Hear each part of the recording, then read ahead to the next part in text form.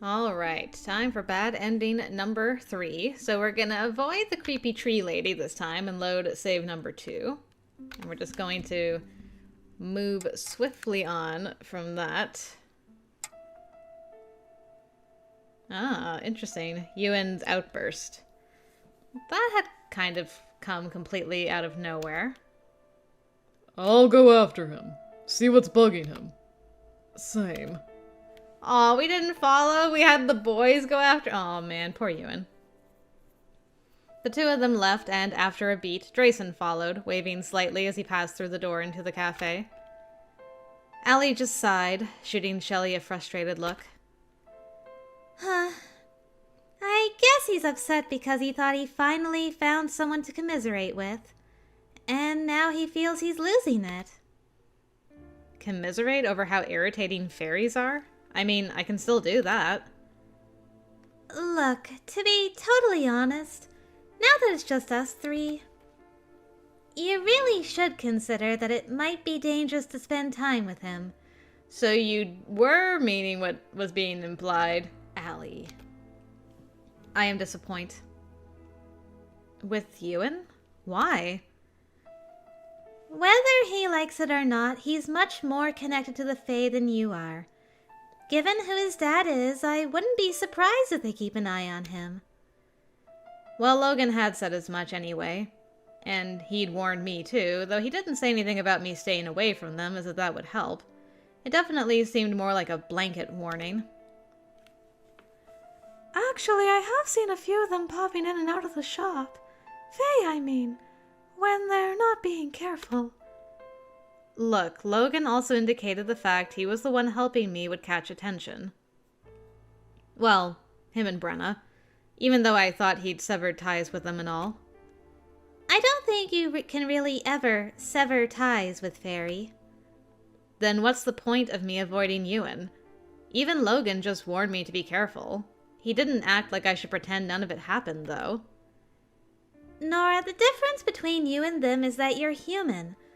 The fact Logan wanted to erase your memory of the ritual shows you that they don't really consider you one of them. That's... Which means that unlike Ewan, you might be able to walk away from this. And if you can, it would be for the best. Because you've been touched by the Fae, and you know a lot about them. If it looks like you're still clinging on to Fairy in any way, it could get you wrapped up in their affairs again. Logan and Brenna helped you knowing it might backlash onto them. But if you turn your back on it completely, they might forget about you. So I should just let them deal with the consequences and try to get on with my own life. That's what she was saying? I don't like the idea of avoiding Ewan. That doesn't seem right. They helped me. How can I just turn my back on that? Think about Spencer, then. The further into that side you go, the further you'll move away from him. But if you try to regain as much normalcy as possible, it might open a door to fixing things with him. Yeah, probably not gonna happen. Normalcy? Allie, you keep saying I'm human and all, but I'm not. Not anymore. There's no way I can just pretend none of this is real. I know, it's about balance. You can be on this side of things without getting completely engulfed in Fae business. Was it even possible to balance this?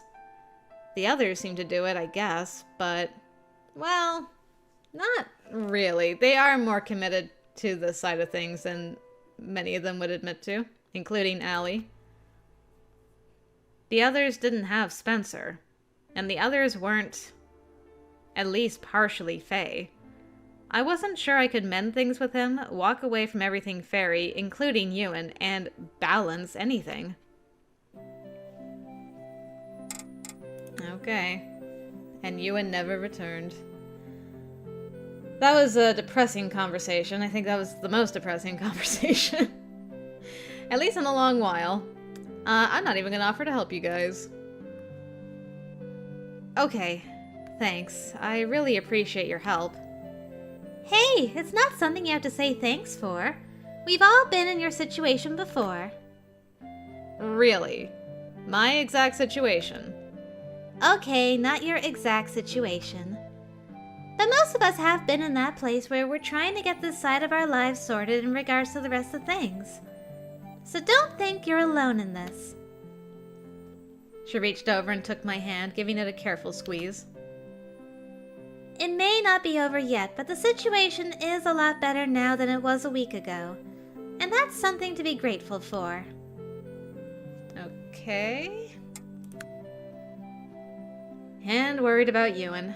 He never came back, and I wasn't sure what that meant. I hoped he wasn't mad at me. I was still torn over what Allie had said about staying away from fairies. I didn't like that idea at all. He wasn't just some fairy. He was a friend. At the very least. And I think he'd been hurt by the idea of them telling me to stay away. Maybe I should try to text Ewan. Just to see how he was doing. Maybe reiterate my gratitude. But no, I did not. Okay. This time we're gonna blame the brownie again, because that went so well for us, the first bad ending. But first I was going to find that stupid brownie and make sure it wasn't dragging more of these stupid things into the house. And since it had taken such a liking to my brother, I was going to check his room first. I wasn't disappointed.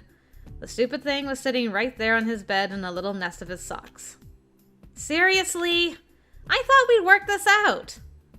It looked up at me with a serious expression. Yeah, talking to you. What is this? I brandished the little bunch of flowers at it, and it chattered back in that twiggy voice. I huffed a sigh as I stalked to Spencer's bed and dropped to the floor. I had a hunch, and yep, there was a stupid posy under his bed as well. I snatched it from under there, glowering at the brownie as I stood. Hey, I let you stay here, you know. I could have kicked you out. These things are dangerous. Do you understand? Dangerous. Stop bringing them in the house. Poor brownie. I shot at another glare and stalked downstairs with all the exhausted rage I could muster. Without ceremony, I pitched the posies over the fence toward the trees. I stood there, glaring at the gate, when I caught a flash of movement to my right and turned. A black cat was on the shed, just sitting there watching. Brenna. Not at school, huh? Not that she had a reason to be. Just doing a little cleaning. I remembered what Ewan said to me that night. To not trust Brenna. And Allie was also saying I should avoid having anything to do with fairies. I shot her a cautious look before I fled back inside. I had no idea what was going on, but I was going to search for any more fairy favors. If it was the brownie, that was one thing. But Logan and the others had said the Fae might not easily let me go. I didn't want to be paranoid, but this felt like a sign they might still be around and keeping an eye on things. Or maybe it was just a sneaky way for that changeling fairy to make sure she could get back in the house. It's not like the brownie was the only fairy that had been around for a while. Alright. Ring-a-ding-ding. I gave Ewan a sheepish look, thinking about what Allie had said about needing to stay away from him. Yes, considering Allie is the one that brought him to the house. Checks out. I hadn't seen him since he left the courtyard, so it felt a little awkward. It didn't seem like he was still upset, though. Are we... Okay, we're back. Ewan shoved his hands in his pockets, leaning awkwardly against the balustrade. Also, I wanted to apologize for storming off yesterday. I guess I just took Allie's advice a little personally. No! I mean, I wasn't upset or anything. I was just worried. It was just frustrating to feel like you might be willing to shut me out like that after I helped you, and... It's stupid, because I didn't help you because I was hoping for anything. I never intended to shut you out. Look, Allie's probably right. It might be best for you to keep your distance after all this. I mean, fairies are clearly just causing trouble for you. And even if you aren't exactly going to be able to just walk away and live a normal life after this, you can at least avoid anything related to fairies. As much as possible. It'll be safer. I didn't like that. I didn't like the way he was saying it, and I didn't like the idea of avoiding him because of this. Ewan, Back! Well, she didn't interrupt a kiss this time, but still. Come on, let's go see if she found anything. The silence was heavy and awkward as I led Ewan back to the kitchen. Alright. Spencer being creepy, and I think I have to check it out this time. Great, this will be fun. I hopped out of bed and padded quietly to the bathroom door. Pressing my ear against it, I listened carefully to see if I could hear what he was saying. The whispering was too faint. I set my hand on the knob and in one motion threw the door open, leveling a glare at him. He froze as soon as our eyes met. He was standing there, strangely hunched with his hands pulled up to his chin. His eyes were wide and blank as he stared at me. What am I? He looked around foggily, clearly still half asleep. Ooh, the dead look in Spencer's eyes. Interesting. Spencer? What are you doing? I don't know. Have to go. Hill. You're not going to any hill. You're going to bed. Hill? What the heck?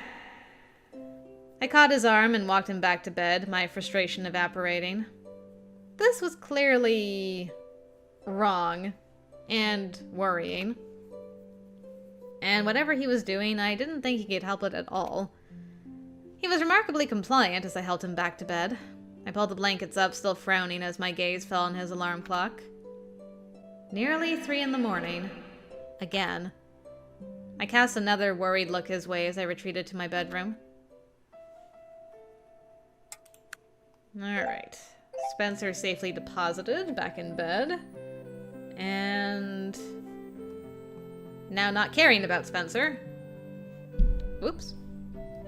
Where will I go? And how are we going to explain it to Mom and Dad? Because I don't think telling them I have to go into hiding so we can trick their fairies into revealing their evil plot is going to work. Don't worry about it. I have an idea. It'll let us get you to a safe place and will let us monitor your family and all fairy activity. And what plan is that exactly? The best plan ever. Okay, now we're gonna ask about Drayson. And I doubted he wanted to talk about it, as much as I wanted to know what happened, but in the end, I couldn't just satisfy my own curiosity by asking something like that. I would like to note for the record that she has asked every other person about Ewan's backstory, and then when she has the opportunity, she does not ask Ewan. Oof. And I wanted to get him to stop thinking about it as well. So, I hope Drayson's doing okay. A less than graceful subject change, but subtlety wasn't really my forte anyway. I'm sure he's fine. He's a tough kid. Your little brother isn't going to break him or anything. Tough kid? You say that like he's so much younger than us. Well, he's not human. And not all species age the same way we do. Drayson looks our age. He technically is nearly our age in physical years. But he's still just a little kid the way his people figure it. It's just that if his dad actually stuck him in middle school, people would definitely think that was weird. So he gets to be here with us. Even though he'd probably fit in with a bunch of 13-year-olds better. At least in some ways. Aw. Sweet baby Drayson. Whoa! I can't believe I didn't notice anything going on. Well, I did hear things a few times, but I wasn't aware it was that bad. Then again, with the Fae involved, we probably wouldn't. Okay, so Danny had, like, some suspicions. Elliot was like, whoa, what? I didn't know you were sleepwalking. Yeah. Not a lot of sensitivity to magic on the vampire and werewolf side of things. I wish I'd paid more attention. We might have been able to help a little, at least with the sleepwalking. I feel bad that we didn't help at all. I understand why you didn't, but for future reference, you can let us know if there are more issues. We'd gladly help out. I appreciate that. Okay. Some good guys there. Okay, this time the level of devotion that a Fae's love is a little bit scary. That level of devotion is a bit terrifying for someone like me. I struggle with my paltry human emotions. I don't know what I'd do if I felt things on that level. I thought about the brownie from home. I mean, it got so angry over a few mushrooms. So it clearly wasn't just love fairies felt with their whole hearts. They just seemed super emotional all around, says the girl who bitch-slapped Kara.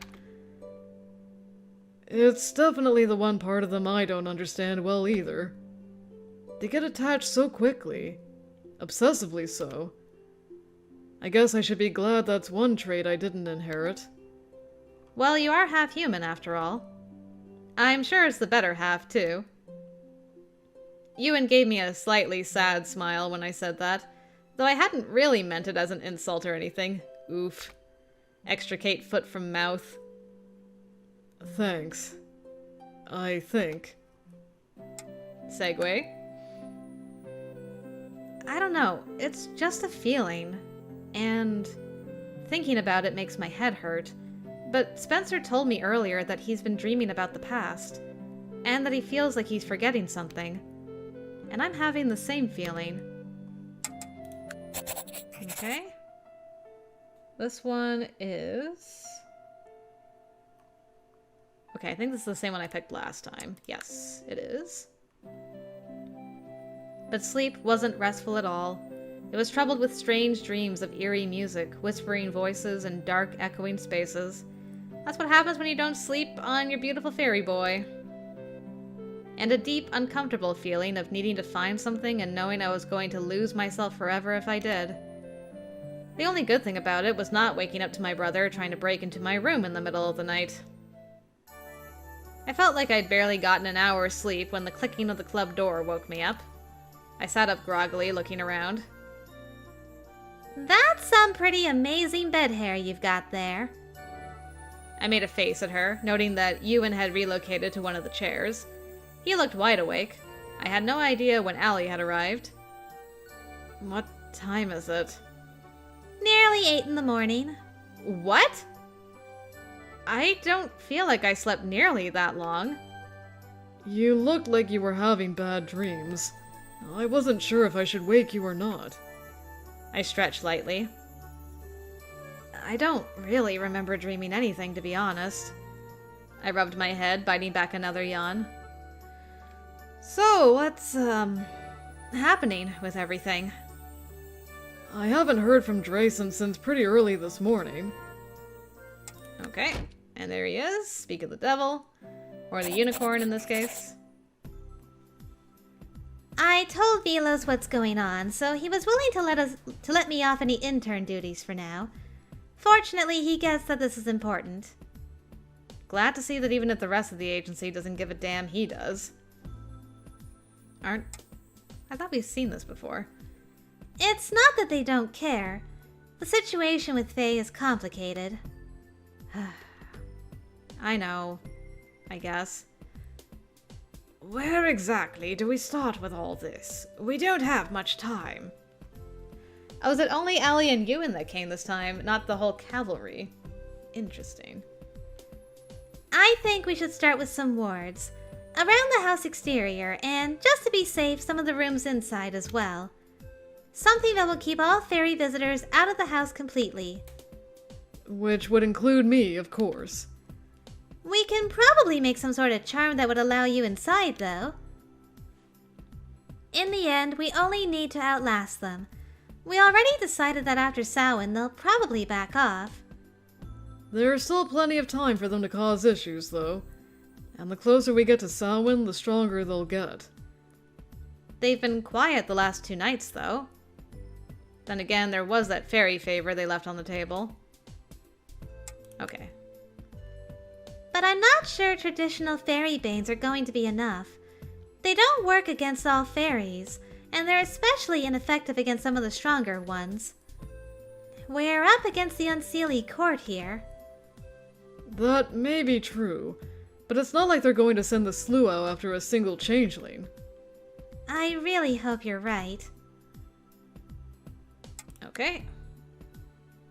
And the bell. Ring the bell. Not this time, it's in my room. I guess it's up in my room and my desk. Ewan frowned slightly at that. You guess? I gave it to you as a source of protection. It's not going to do much good sitting in your desk. I'll be sure to go up and get it so I can keep it with me. A bell? How's that going to help? It's an iron bell. Fairies hate iron, especially those that are less accustomed to living in human society, like the ones we're dealing with here. Still, a bell? There are stories of entire fairy hosts being scattered by someone tossing a small piece of iron in their midst. They hate the stuff. Okay. But a freaking bell? Besides, we'll be keeping an eye on things too. And if anything happens, you are to let me know right away. Right away. Believe me, I will. Anyway, we've talked enough. Let's get started before your parents get back. Okay.